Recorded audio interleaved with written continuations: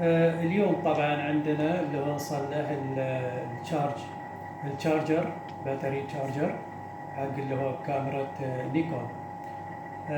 طبعا هاي الشارجر حاولنا نشوف اذا في سكاريب نقدر نفتحها، ما شفنا في سكاريب، فطبعا استخدمنا اليه البليت والسكرو علشان نفتحه.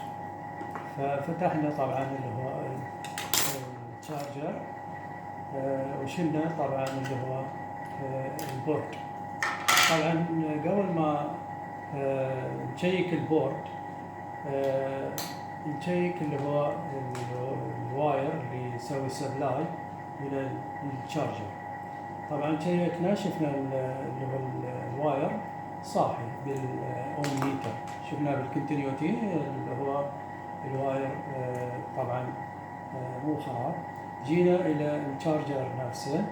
الشارجر مقسوم الى قسمين، طبعا اللي هو قسم الانبوت والاوتبوت. هي طبعا لو تلاحظون اللي هو فيه اللي هو مخطط او اللي هو خط منقط، هذا اللي هو الانبوت، والهاي اللي هو طبعا الاوتبوت.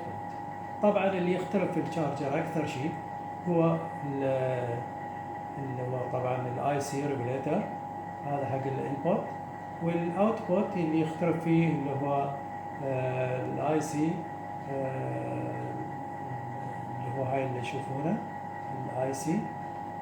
تشيك طبعا هذا اذا كان صاحي نجي الى اللي هو الاي سي الثاني.